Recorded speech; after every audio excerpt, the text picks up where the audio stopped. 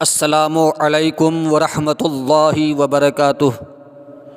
حضرات محترم، آج کی اس ویڈیو کا موضوع ہے لعنت لوٹ کر آپ کی بیوی پر پڑے گی۔ حدیث پاک میں آتا ہے، حضرت عبداللہ ابن مسعود رضی اللہ تعالی عنہ اپنے ایک دوست سے ملنے کے لیے گئے تھے، مگر دروازے پر کھڑے تھے۔ دوست گھر پر موجود نہیں تھا۔ تھوڑی دیر کے بعد آپ کا دوست جب واپس آیا تو اتنے جلیل القدر محدث کو دروازے پر کھڑا دیکھ کر حیران ہوا۔ جلدی سے اندر گیا، بیٹھک کا دروازہ کھول کر بٹھایا۔ بیوی سے کہا، تم نے شیخ کو گھر میں کیوں نہیں بٹھایا؟ اس نے کہا، میں نے تو بیٹھک کا دروازہ کھلوا دیا تھا، مگر نہ جانے کیوں تھوڑی دیر بیٹھنے کے بعد وہ گھر سے باہر نکل آئے۔ دوست نے دودھ کا شربت تیار کر کے حضرت عبداللہ ابن مسعود رضی اللہ تعالی عنہ کی خدمت میں پیش کیا اور دریافت کیا، حضرت آپ بیٹھک سے باہر نکل کر کیوں کھڑے ہو گئے تھے؟ حضرت عبداللہ ابن مسعود رضی اللہ تعالی عنہ نے بات کو ٹالنا چاہا، مگر ان کا دوست کب ہار ماننے والا تھا۔ وہ بضد ہو گئے، اصرار کرنے لگے۔ حضرت بیٹھک چھوڑ کر باہر کھڑے ہونے کی کیا وجہ ہے؟ بار بار ان سے پوچھتا رہا۔ تب انہوں نے فرمایا کہ بات دراصل یہ تھی کہ میں نے جب دستک دی تو باندی نے دروازہ کھول دیا تھا۔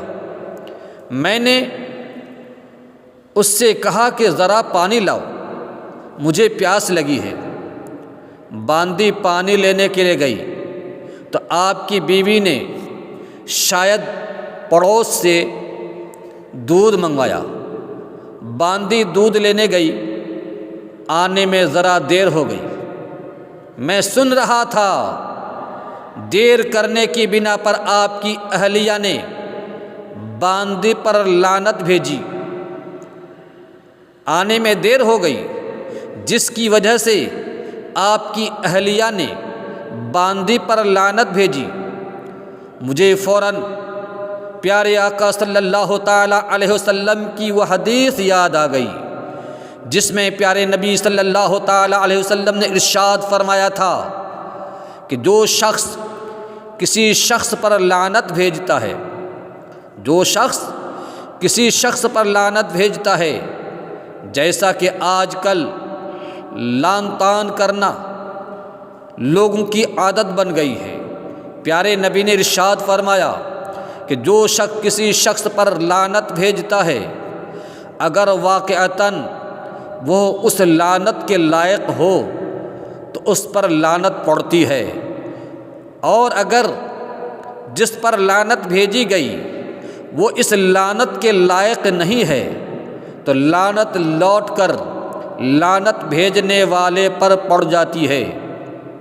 حضرت عبداللہ ابن مسعود فرماتے ہیں، میں نے دل میں سوچا کہ ممکن ہے وہ باندی لعنت کے قابل نہ ہو، تو لازماً وہ لعنت لوٹ کر آپ کی بیوی اور اس کے گھر پر پڑے گی۔ لہذا میں نے خیریت اسی میں سمجھی کہ جلد از جلد اس گھر سے باہر نکل جاؤں جس پر لعنت پڑنے کا اندیشہ ہو۔ تو زبان کو سوچ سمجھ کر استعمال کرنا چاہیے۔ عقل مندوں نے کہا ہے، بولنے سے پہلے اسے تولو، اس کے بعد بولو۔ میرے دوست، زبان کے معاملے میں بڑی احتیاط کی ضرورت ہے۔ بولنے سے پہلے 100 بار سوچو کہ میں جو بول رہا ہوں کہیں شریعت کی طرف سے اس میں گرفت تو نہیں ہے، شریعت کی طرف سے کوئی پکڑ تو نہیں ہے۔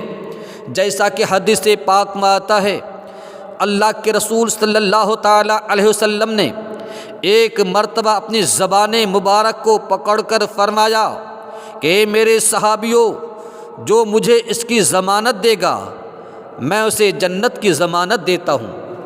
کیا مطلب؟